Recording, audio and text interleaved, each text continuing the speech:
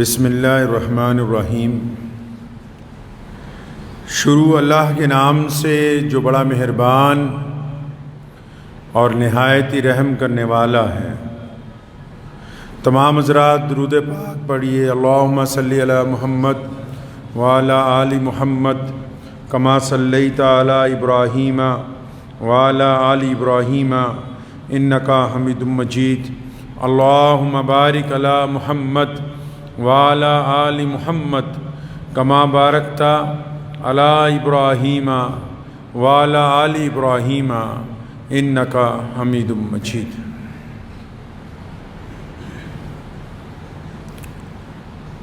اللہ کے پیارے نبی حضرت محمد رسول اللہ صلی اللہ علیہ وسلم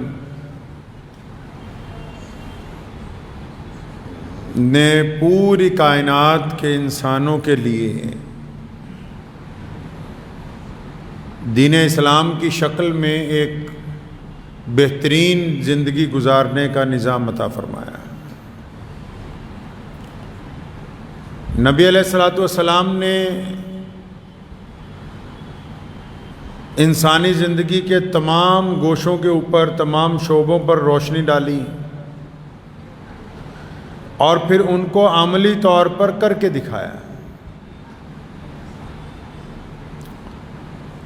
ہمارے معاشرے میں، سماج میں بہت ساری برائیاں ہیں۔ الگ الگ لوگ ان برائیوں کو ٹھیک کرنے کے لیے اپنے اپنے طریقے سے ان کا علاج ڈھونڈتے ہیں۔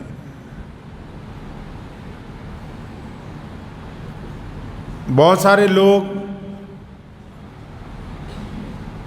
تعلیم کے ذریعے اس کو سمجھتے ہیں کہ برائیاں دور ہوں گی۔ حکومت یہ سمجھتی ہے کہ قانون سخت ہو جائیں تو برائیاں دور ہو جائیں گی، لیکن نبی علیہ الصلوۃ والسلام نے جو انسانوں کی رہنمائی کی، پہرہ لگانے سے حفاظت تو ہو سکتی ہے، دل کے اندر سے برائیاں دور نہیں ہو سکتی۔ عام بیماری جو آج کل انسانوں میں ہے، اس میں نمبر 1 پر حسد کی بیماری ہے۔ حسد کی بیماری نے عبادات کا بھی مزہ خراب کر دیا، خاندانوں کی محبتیں بھی ضائع ہو گئیں، دوستیوں کے اندر بھی دراڑ پیدا ہو گئی، محلے والوں میں بھی اتفاق نہیں رہا۔ دوڑ لگی ہے ایک دوسرے سے آگے جانے کی بھی، کس طرح ہم سامنے والے سے آگے نکل جائیں۔ آگے جانا کہاں ہے؟ رستہ جاتا کہاں ہے؟ انسان نے کس طرف جانا، کس طرف؟ ابھی کل رات میں سرہند کے پاس ہمارے عزیز ہیں ناظم علی، تو ان کے ایک عزیز کا انتقال ہو گیا، تو میں اس جنازے میں تھا، تو کئی ہزار لوگ پیدل چلے جا رہے تھے۔ تو میں نے اپنے 1-2 دوستوں سے کہا کہ بس یہی دنیا ہے، بس ساری دنیا پیدل چلی جا رہی ہے، درمیان میں سے کوئی نہ کوئی غائب ہوتا جا رہا ہے، پھر بھی ان کو ہوش نہیں ہے کہ یہ راستہ قبرستان کی طرف جا رہا ہے، اختتام پر جا رہا ہے۔ سانس جو بھی آتا ہے لاش بن کر جاتا ہے۔ معاشرے میں دوڑ لگی ہے بھی حسد، دوسرے آدمی کو کیسے نیچے گرائیں۔ ہمارے پیارے نبی حضرت محمد رسول اللہ کہیے صلی اللہ زور سے صلی اللہ علیہ وسلم نے ہر معاملے میں انسانوں کی رہنمائی فرمائی، فرمایا حسد نہ کرو، رشک کرو۔ حسد نہ کرو، رشک کرو، رشک۔ فرمایا 2 لوگوں پر رشک ہونا چاہیے۔ یا رسول اللہ کون سے دو لوگ؟ فرمایا ایک وہ دولت مند جس کو اللہ نے بہت دیا ہو، صبح بھی خیرات کرتا ہو شام بھی خیرات کرتا ہو۔ دوسرا وہ آدمی جس کو اللہ نے علم سے نوازا ہو، صبح بھی قرآن کی تعلیم دیتا ہو شام بھی تعلیم دیتا ہو۔ حسد کرنے سے کیا ہوگا؟ سینہ جل جائے گا، خون جل جائے گا، بیماریاں لگ جائیں گی، چڑچڑا بنا جائے گا، اللہ کی مدد رک جائے گی۔ کیوں؟ حسد کے معاملے میں امام احمد رضا خان بریلوی رحمۃ اللہ علیہ نے ایک بڑی خوبصورت بات لکھی۔ فرماتے تھے کہ جو بندہ حسد کرتا ہے وہ اللہ کی تقسیم کے اوپر اپنے آپ کو راضی نہیں سمجھتا ہے، اللہ سے ناراضگی کا اظہار کرتا ہے۔ تقسیم تو اللہ تبارک و تعالیٰ کی ہے، انہوں نے بنایا جس کو جیسا بنانا تھا۔ سیدنا ابو بکر صدیق رضی اللہ تعالیٰ عنہ رسول اللہ صلی اللہ علیہ وسلم کے ہمیشہ ساتھ میں، ابو بکر کے ساتھ حضرت عمر رضی اللہ تعالیٰ عنہ بھی ساتھ میں، اور ہمیشہ یہ کوشش ہے کسی طرح ابو بکر سے آگے بڑھ جاؤں، لیکن طبیعت میں کوئی حسد نہیں ہے، رشک ہے اس بات کا کہ رسول اللہ صلی اللہ علیہ وسلم ابو بکر کو ہر کام میں پہلے رکھتے، اور کوشش اس کام میں ہے کہ کاش میں بھی اس جگہ تک پہنچوں۔ لیکن حسد نہیں ہے۔ جب رسول اللہ نے ایک موقع پہ اعلان کیا کہ اللہ کے راستے میں لاؤ کیا کیا مال جو بھی لاتا ہے، عمر رضی اللہ تعالیٰ عنہ نے سوچا آج وقت آ گیا ابو بکر سے آگے نکلنے کا رضی اللہ تعالیٰ عنہ سے۔ جتنی کل جائیداد تھی، کل جانور تھے، کل غلہ تھا، کل ہیرے جواہرات تھے، جتنا کل سرمایہ تھا، جتنا کل سونا تھا، سارا آدھا کر دیا۔ اور رسول اللہ نے کتنا حکم دیا بانٹنے کا؟ متعدد صحابہ نے کہا یا رسول اللہ سارا مال پیش کریں، فرمایا چوتھا حصہ لاؤ۔ انہوں نے کیا کیا؟ حضرت عمر رضی اللہ تعالیٰ عنہ نے آدھا کر دیا، ساری جائیداد کا، ساری پراپرٹی کا، ہر ایک شے کو آدھا کر دیا، اور رسول اللہ صلی اللہ علیہ وسلم کے پاس لے کر پہنچے۔ رسول اللہ صلی اللہ علیہ وسلم نے پوچھا ان سے کہ عمر کیا لے کے آئے، کیا لے کے آئے؟ فرمایا یا رسول اللہ نصف لے آیا ہوں، نصف گھر والوں کے لیے چھوڑ آیا ہوں۔ اور اب جب اپنے سوال کا جواب دے دیا تو رسول اللہ صلی اللہ علیہ وسلم کے پاس جب ابو بکر رضی اللہ تعالیٰ عنہ آئے تو عمر فرماتے ہیں کہ میں بڑی دھیان سے توجہ سے دیکھ رہا تھا کہ آج دیکھیں ابو بکر کیا لاتے ہیں، لیکن فرماتے ہیں جو رسول اللہ نے سوال کیا نا اس سوال سے ہی مجھے رشک ہونے لگا۔ رسول اللہ نے مجھ سے پوچھا کہ عمر کیا لے کے آئے ہو، اور جب ابو بکر آئے تو ان سے پوچھا ابو بکر گھر کیا چھوڑ کے آئے ہو؟ نعرہ تکبیر!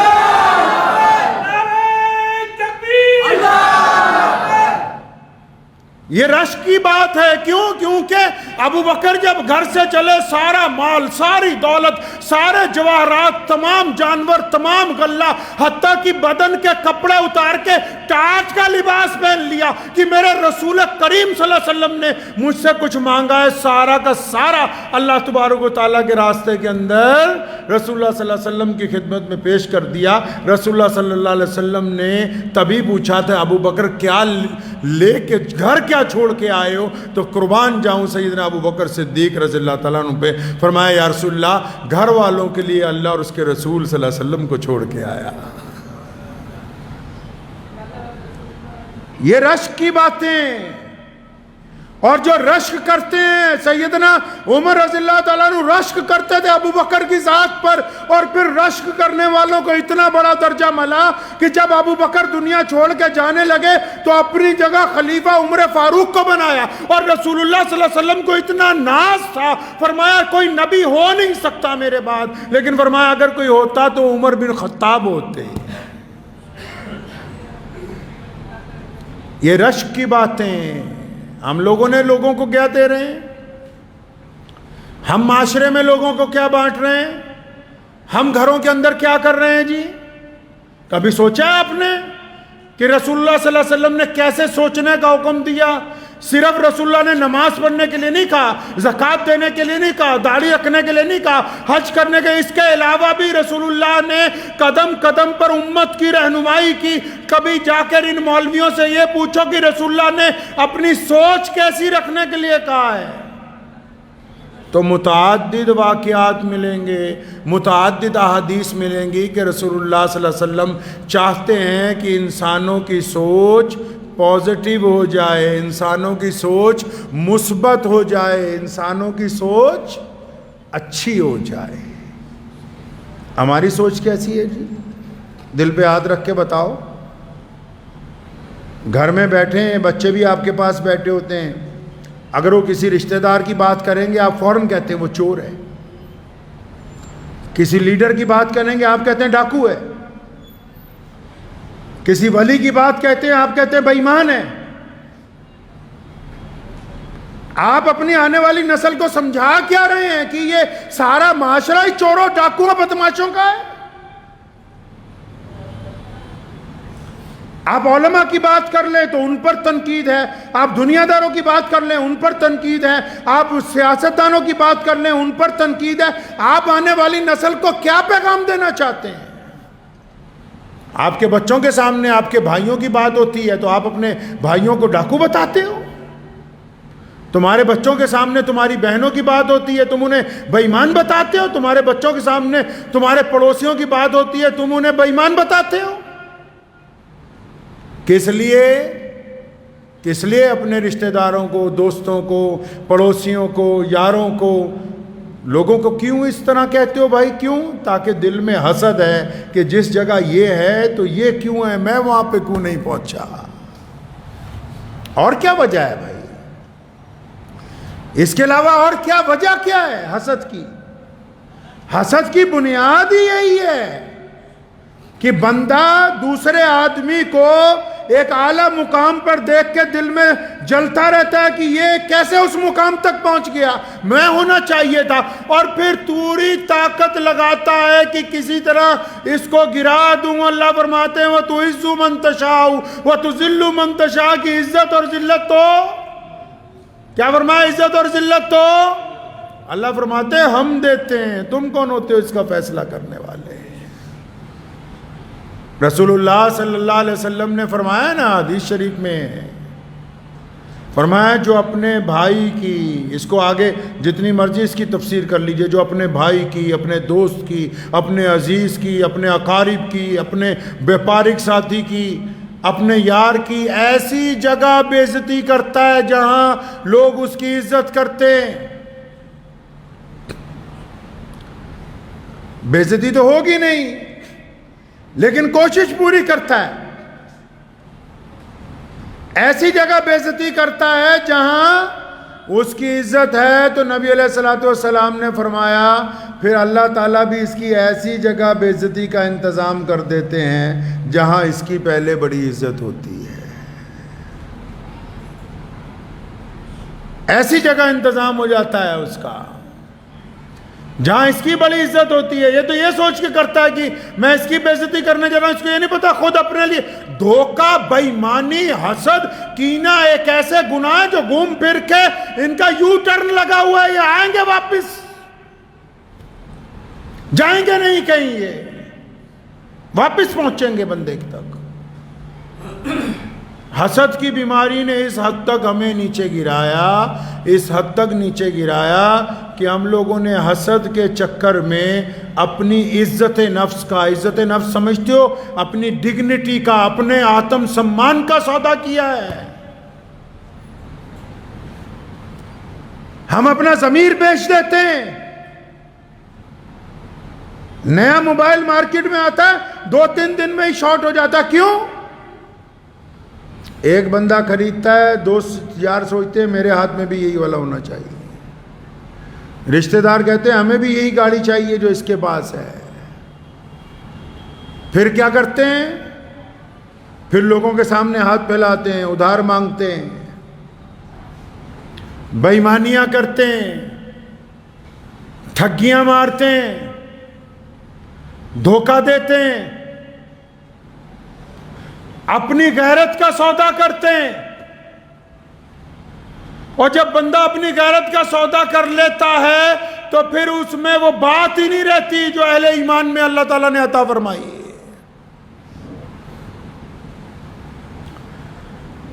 غیرت بڑی چیز ہے. حسد انسان کو اس کی عزت نفس کا سودا کرنے کی طرف لے کے جاتا ہے کہ نہیں نہیں نہیں نہیں نہیں ہمیں بھی فلاں چیز آگے لے کے جانی ہے, ہمیں بھی دوسرے کے مقابلے میں کھڑے ہونا ہے. میرے والد صاحب رحمۃ اللہ علیہ فرمایا کرتے تھے اکثر مجھے, یار دوجیاں دے جوان ماں پیو دیکھ کے اپنے بڑے نہ مار لیو کتے.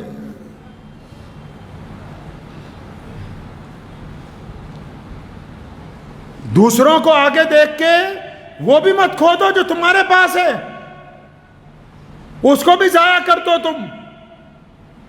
اچھا, عزت نفس کا سودا کرنے سے کیا مسئلہ کھڑا ہو گیا؟ دیکھیے, حسد سے بیماری شروع ہوئی. ہیں جی, بیماری کہاں سے شروع ہوئی؟ بد پرہیزی سے بیماری شروع ہوئی. تو جناب ہائی بلڈ پریشر ہو گیا, بلڈ پریشر سے شوگر ہو گئی, شوگر سے پھر کینسر ہو گیا. بیماری کہاں سے شروع ہوئی؟ حسد سے شروع ہوئی. حسد سے بیماری شروع ہوئی تو کہاں چلے گئے؟ اپنی عزت بیچنے کے لیے تیار ہو گئے, اپنی غیرت بیچنے کے لیے تیار ہو گئے, چھپ کے دوسروں کے آگے ہاتھ پھیلانے لگے, بینکوں سے قرضہ مانگنے لگے, سود خوروں سے قرضہ مانگنے لگے, اور قرض مانگ کے اپنی جھوٹی شان لے کے چلنے لگے, اور پھر روزانہ 10 لوگوں کو جھوٹ بولتے, تیرا پیسہ آج دوں گا, کل دوں گا, پرسوں دوں گا. لوگ فون کے اوپر برا بھلا کہتے ہیں, گالیاں دیتے ہیں, وہ سنتا ہے, رشتہ داروں کے آگے اکڑ کے چلتا ہے, اپنی غیرت کا سودا کر لیا. اب غیرت کا سودا کرنے سے نقصان کیا ہوا بھائی؟ غیرت کا سودا کرنے سے نقصان کیا ہوا؟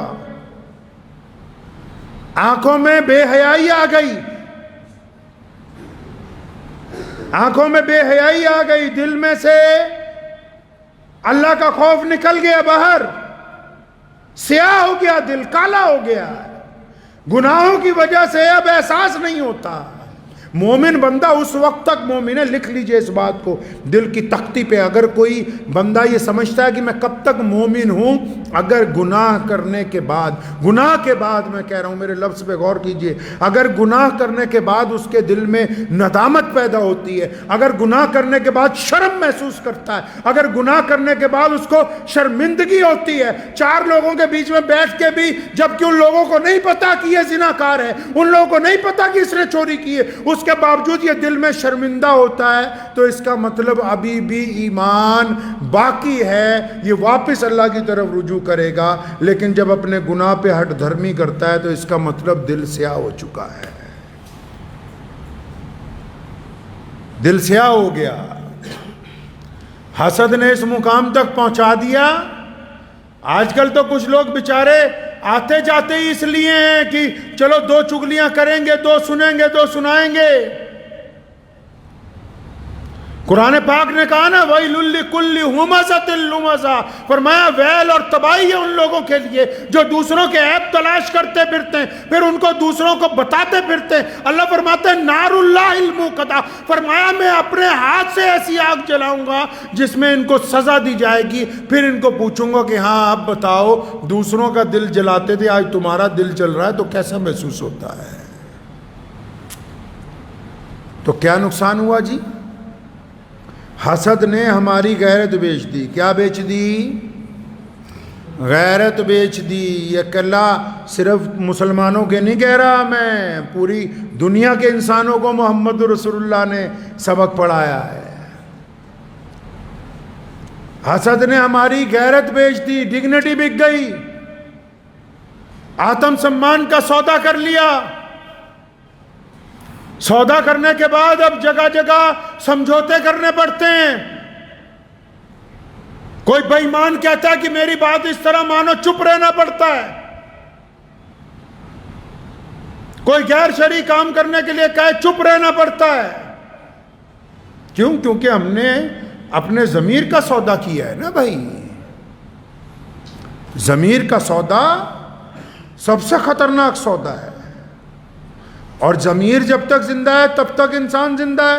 اگر ضمیر مر گیا پھر تو چلتی پھرتی لاش ہے بندہ. اگر ضمیر زندہ نہیں تو پھر کچھ بھی نہیں. کیونکہ ہم حسد میں تھے، حسد کے اندر ہمارے دل میں یہ بات آ گئی کہ ہر آدمی بے ایمان ہے، ہر آدمی بے ایمان ہے. ہم نے اپنے بچوں کو بھی وہی سکھایا. بچوں نے جس کسی کا نام لیا ہم نے کہا بے ایمان ہے. کیوں؟ کیونکہ ان سے ہماری بنتی نہیں تھی. تو پھر بچوں کو جب بچے بڑے ہو گئے ان کو یہ بھی لگنے لگا ہمارا باپ بے ایمان ہے. ان کو بھی لگنے لگا، کیونکہ ساری زندگی سبق ہی ان کو پڑھاتا رہا نا بے ایمانی کا. نبی علیہ السلام نے کیا سمجھایا؟ سنو نبی علیہ السلام کی سوچ کیسی ہے. میں ایک واقعہ آپ کو سناتا ہوں اور آپ اس کو دل کی گہرائیوں کے ساتھ اس واقعے کو سنیے گا. انس رضی اللہ تعالیٰ عنہ بچے ہیں اور بچپن میں ہی چھوٹی عمر میں 10-12 سال کی عمر میں مسجد نبوی میں حضور اکرم صلی اللہ علیہ وسلم کے پاس جانے لگے، وہاں رہنے لگے، آپ صلی اللہ علیہ وسلم کی خدمت کرنے لگے، خادم بن گئے. مدتیں گزر گئیں. انس فرماتے ہیں رضی اللہ تعالیٰ عنہ کہ میں اتنے عرصہ گزر گیا، میرے دل میں اللہ نے ایک بات ڈالی کہ انس یہ نبی علیہ السلام کو کبھی غصے میں نہیں دیکھا، ناراضگی کا اظہار کرتے ہوئے نہیں دیکھا. اتنی محبت کرتے ہیں، اتنی محبت کرتے ہیں. فرماتے میرے دل میں ایک بات آئی انس ایک کام کرتے ہیں، نبی علیہ السلام کو کسی معاملے میں نعوذ باللہ غصہ دلواتا ہوں تاکہ میرے 1-2 چپت لگ جائے، پٹائی ہو جائے. کیوں؟ تاکہ میں بھی کہہ سکوں کہ میں وہ واحد آدمی ہوں دنیا کا جس نے محمد رسول اللہ صلی اللہ علیہ وسلم کے ہاتھ سے مار کھائی. ایسی تھوڑی مار پڑتی ہے. مجھے اچھی طرح یاد ہے، بہت سال پہلے کی بات ہے، تو کسی ایک طالب علم کے ایک لگائی میں نے، تو ایک استاد میرے پاس کھڑے تھے، تو مجھے ایک دن کہنے لگے مجھے ڈر لگتا ہے کہیں آپ کے پاس کھڑا ہوں تو میرے لگ نہ جائے. تو میں نے ان کو پوچھا کہ جس طالب علم کے اس دن ایک لگی تھی اس نے لگنے کے بعد کیا کیا؟ کہنے لگا نہیں، وہ پھر دفتر میں گیا، جو چیز چاہیے تھی ڈھونڈ کے لایا اور کوئی ناراضگی کا اظہار نہیں کیا. تو میں نے کہا میاں صاحب کسی اپنے کا تھپڑ کھانے کے لیے بھی 25-30 سال کی محبتیں چاہیے، یہ اتنا سستا نہیں ہوتا ہے، سستا نہیں ملتا ہے. انس رضی اللہ تعالیٰ عنہ فرماتے میں نے سوچا رسول اللہ صلی اللہ علیہ وسلم کو اس طرح کوئی موقع تیار کیا جائے میرے 1-2 لگ جائیں. اور ایک دن موقع مل گیا. آپ صلی اللہ علیہ وسلم کے خاص خادموں میں حضرت ابو ہریرہ رضی اللہ تعالیٰ عنہ، حضرت بلال رضی اللہ تعالیٰ عنہ، حضرت انس رضی اللہ تعالیٰ عنہ. فرماتے ہیں ابو ہریرہ اور بلال کہیں کام سے گئے تھے رضی اللہ تعالیٰ اجمعین، اکیلا میں ہی تھا. تو فرماتے ہیں کہ کچھ مہمان آ گئے باہر سے، رسول اللہ نے فرمایا ناشتہ لاؤ. فرماتے میں جب ناشتہ لینے بازار گیا تو اب میرے دل میں ایک بات آئی کہ انس آج اگر یہ ناشتہ تم نہ لے کے پہنچو تو رسول اللہ صلی اللہ علیہ وسلم کو غصہ آ جائے نا اس میں، اور پھر ہو سکتا ہے جب تو واپس پہنچے تیری پٹائی بھی ہو جائے. تو فرمایا بس اس بات کو لے کے میں ذہن میں آئی تو میں بازار میں کچھ خریدا نہیں، میں بیٹھ گیا ایک درخت کے نیچے. کافی وقت جب گزر گیا اور میرا ذہن ادھر لگا ہوا ہے کہ رسول اللہ صلی اللہ علیہ وسلم مہمانوں کے درمیان بیٹھے ہوں گے، پریشان ہو گئے ہوں گے کہ وہ مہمانوں کے لیے ناشتہ لینے گیا ہوگا. آج تو اگر کسی مولوی کا چائے کا کپ لیٹ ہو جائے تو پھر مولوی چھوڑو، ابا جی کا کوئی گلاس لیٹ ہو جائے تو بس پورا گھر اوپر سے نیچے ہیں جی. اور نوکر کی بے عزتی کرنا تو کئی لوگ فرض کفایہ سمجھتے ہیں. پوچھ ہوگی قیامت والے دن، ایسے گریبان پکڑا جائے گا. جو لوگ اپنے ماتحتوں کی بے عزتی کرتے ہیں قیامت والے دن پوچھ ہوگی ان سے. تو فرماتے جب کافی وقت گزر گیا تو میرے ذہن میں تھا رسول اللہ مہمانوں کے پاس بیٹھے. تو فرمایا میں مسجد نبوی کی طرف سے جو راستہ آ رہا تھا اسی طرف دیکھ رہا تھا تو اچانک کیا دیکھتا ہوں، بہت دیر بعد رسول اللہ صلی اللہ علیہ وسلم خود اس راستے سے تشریف لا رہے ہیں. نبی علیہ السلام جب اس راستے تشریف لائے فرمایا میں نے دیکھا تو نبی علیہ السلام کے چہرے پہ پریشانی کے آثار ہیں. فرماتے ہیں میں سمجھ گیا کہ موقع آ گیا ہے, آج تیری پٹائی ہونے والی ہے. فرمایا جب میں اٹھ کے کھڑا ہوا رسول اللہ صلی اللہ علیہ وسلم نے مجھے دیکھ لیا, اور جب مجھے دیکھا آقا کریم صلی اللہ علیہ وسلم تیز تیز چلنے لگے. فرمایا میں بھی چند قدم آگے بڑھا, محمد رسول اللہ قریب آئے. اب یہ انتظار میں ہے کہ شاید ڈانٹ پڑے گی, رسول اللہ ناراض ہوں گے یا رسول اللہ میرے چپت لگائیں گے. فرمایا رسول اللہ قریب آئے, پوری طاقت کے ساتھ مجھے اپنی چھاتی سے لپیٹا اور آنکھوں میں آنسو ہے. پوچھتے انس میرے بیٹے تمہیں کہیں چوٹ تو نہیں لگ گئی, کسی نے مارا تو نہیں؟ میں تو پریشان ہو گیا کہ بچہ بازار بھیجا تھا, اس کو کیا ہو گیا. سمجھ نہیں آئی مسلمانوں؟ رسول اللہ صلی اللہ علیہ وسلم وہ ہیں جو برائی کے درمیان سے اچھائی کو نکال کے دنیا کے سامنے پیش کرتے ہیں. رسول اللہ کی سوچ اس واقعے میں مثبت ہے. مسجد نبی صلی اللہ علیہ وسلم میں بیٹھ کے ان کے ذہن میں یہ بات ہے کہ انس بازار گیا, انس بچہ ہے, انس کو کہیں چوٹ نہ لگ گئی ہو, گر نہ گئے ہوں. اور تمہاری سوچ کیسی ہے؟ ہم نے کیا دیا ہے معاشرے کو؟ ہم نے اپنی غیرت بیچ دی, اور اس حد تک غیرت بیچی ہے. مجھے اس ہفتے کئی لوگوں کے فون آئے کہ جی فلاں فلاں مسلم تنظیم کے اوپر پابندی لگ گئی. میں نے کہا اگر میں پھر کچھ کہوں گا تو مریدوں کو مرچیں لگ جائیں گی. اب جنہوں نے دولت کے عوض اپنی غیرت بیچ دی ہو وہ کب کہیں گے کہ فلاں بات غلط ہے اور فلاں بات ٹھیک ہے؟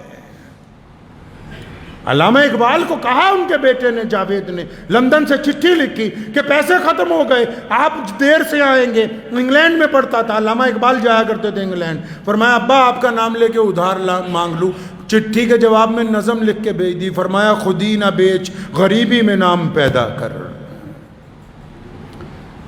حسد کی وجہ سے حسد کی وجہ سے اپنی عزت نفس بیچی, عزت نفس ایسی بیچی کہ غیرت مر گئی. غیرت ایسی مر گئی کہ اب انسان سچ بولنے سے بھی دور گیا, حق بولنے سے بھی گیا. کیوں؟ کیونکہ جو دولت کے انبار ہیں یہ کائنات کے کسی بھی انسان کو, چاہے وہ کسی مذہب کا ماننے والا کیوں نہ ہو, دولت کے انبار آپ کو سچائی کے اوپر قائم نہیں رکھ سکتے.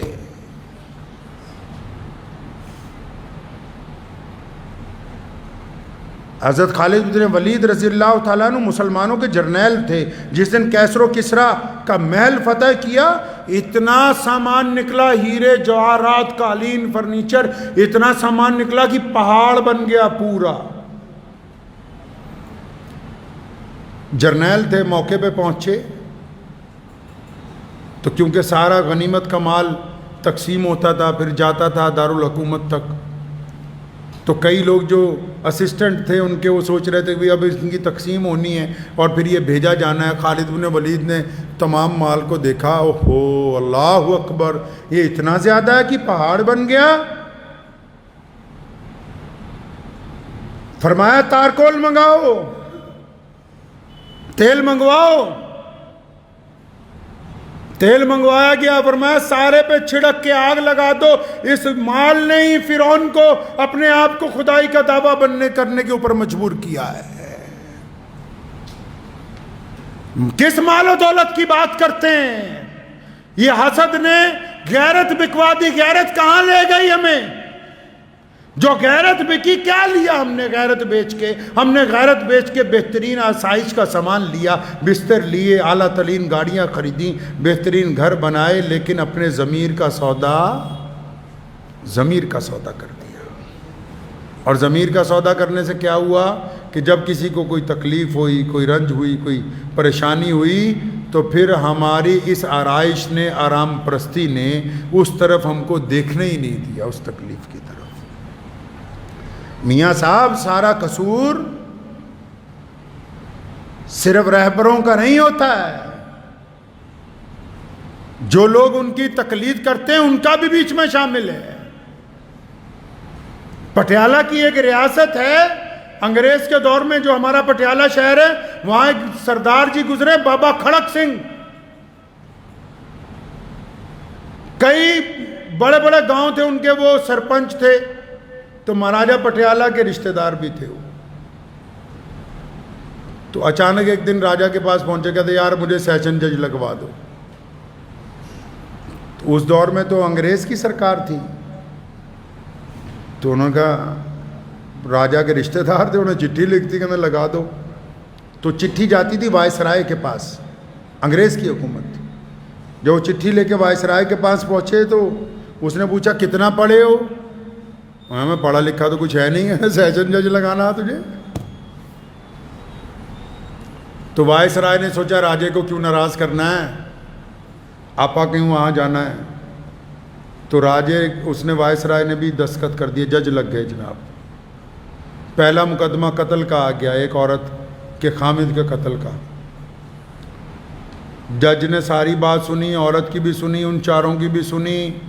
جب ان چاروں کا پتہ لگ گیا نا قتل کی سزا ہونے لگی ہے، کہ بھی ان کا ایک وکیل کھڑا ہو گیا ان کو بچانے کے لیے. کہنے لگا اچھا یار تو ان کو بچا رہا، کہتا ہاں، کہتا اس کو بھی ساتھ ہی میں پھانسی دے دوں. پوری ریاست میں جب تک سیشن جج رہے کوئی کسی قاتل کی حمایت کرنے نہیں گیا. ظلم بند ہو گیا. جو لوگ اپنی غیرت کا سودا نہیں کرتے نا، اللہ تبارک و تعالیٰ ان کو سرفراز کرتے ہیں. اللہ تعالیٰ نے عزت عبادت کے ساتھ ملحق نہیں کی، ایمان کے ساتھ اللہ کا تعلق ہے، اعمال کے ساتھ جنت اور جہنم کا تعلق ہے. میاں صاحب اگر دنیا میں عزت حاصل کرنا چاہتے ہو تو اللہ اور اس کے رسول کی اتباع کرنی ہوگی اور اس کے بعد عبادت کرنی ہوگی. ہم نے اس کو الٹ دیا، ہم نے کہا صرف عبادات کریں گے، اطاعت نہیں کریں گے. اس لیے دنیا بھی ہمارے ہاتھ میں نہیں، آخرت بھی ہمارے ہاتھ میں نہیں. الٹ پھیر کر دیا.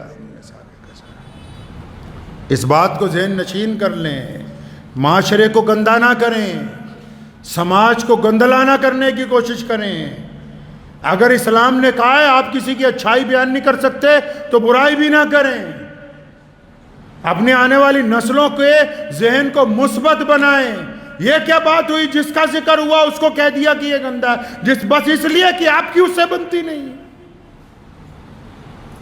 اور جہاں تک یہ مسائل ہیں جو آج کل ملک کے اندر آ رہے ہیں کہ جی فلاں اسلامی سوسائٹی پہ پابندی لگ گئی، جی فلاں کے اوپر پابندی لگ گئی، ایک بات ذہن نشین کر لیں کہ دنیا کا کوئی سیاستدان جو ہے نا، جتنے بھی لیڈر ہوتے ہیں دنیا میں، ان کو کسی مذہب سے بیر نہیں ہوتا. ان کا کام ہوتا ہے سرکار میں آنا، سرکار چلانا، اور ان کو ہر وہ لوگ چاہیے ہوتے ہیں جو سرکار میں آنے کے اندر معاون ثابت ہوں. آپ نے اپنی سیاسی طاقت کو توڑا ہے، آپ نے اپنی سیاسی طاقت کو توڑا ہے. بس جب تم نے خود اپنے ہاتھوں سے جا کے پوچھ لو بھئی اگر ووٹ دینے کس کے کہا، گاڑے گاڑوں کو دیں گے، انصاری انصاریوں کو دیں گے، قریشی قریشیوں. جب تم ابتدا میں رسول اللہ صلی اللہ علیہ وسلم کی نعوذ باللہ خلاف ورزی کرتے ہو، وہ کہا نا کسی نے تو ادھر ادھر کی نہ بات کر، یہ بتا کہ قافلہ کیوں لٹا. مجھے رہزنوں سے گلا نہیں، تیری رہبری کا سوال ہے. جب اتباع ہے ہی نہیں، دین کی اتباع معاشرے میں ہی نہیں ہے، صرف مسجد میں دین کی اتباع ہے. مسجد میں نمازی ہیں، باہر بے ایمان ہیں.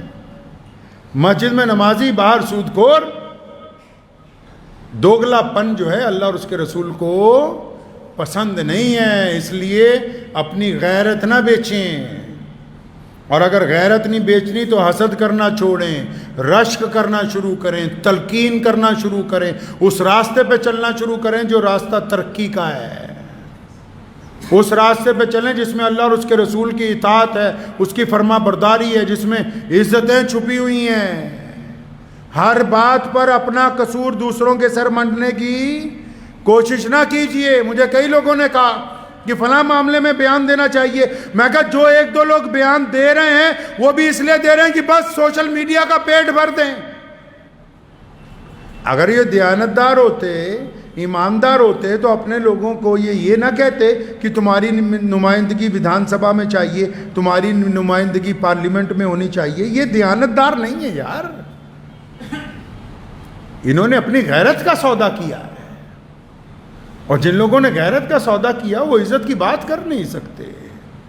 دعا کیجئے اللہ تبارک و تعالی ہم سب لوگوں کے دلوں کے اندر جو روگ ہیں، دلوں میں جو روگ ہیں، سمجھتے ہیں دلوں کے روگ، جو دلوں کے روگ جنہوں نے ہمارا اطمینان چھینا ہوا ہے، سکون چھینا ہوا ہے۔ بڑے بڑے لوگ مولوی بن گئے کتابیں پڑھ کے، اپنے آپ کو بہت بڑے، لیکن اپنے بھائیوں کے لیے دلوں میں دشمنی ہے۔ میں سوچتے ہیں کہ پتہ نہیں ہم فلاں کو نیچے گرا لیں گے۔ میری ماں اکثر ہمیں نصیحتیں کرتی رہتی، تو اکثر کہا کرتی پنجابی میں کہ کاما دے کہن نہ ٹگے نہیں مارتے۔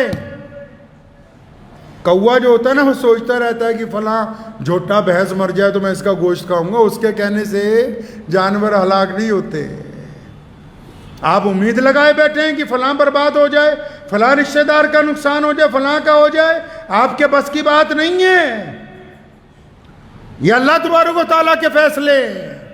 اپنی نیت کو ٹھیک کیجئے۔ آپ خود اپنے لیے کوئی اچھا راستہ کیوں نہیں منتخب کرتے؟ اور جن لوگوں کے پاس تو اللہ کے رسول صلی اللہ علیہ وسلم کی زندگی ہو، ان کو اور چاہیے کیا؟ یہ 12 ربیع الاول کا مہینہ آ گیا، رسول اللہ صلی اللہ علیہ وسلم کی ولادت اس مہینے میں ہوئی ہے، اور رسول اللہ صلی اللہ علیہ وسلم کا وصال اسی مہینے میں ہوا ہے۔ مسلمانوں، اب تم دیکھنا جو تماشبینی کرنی ہے انہوں نے۔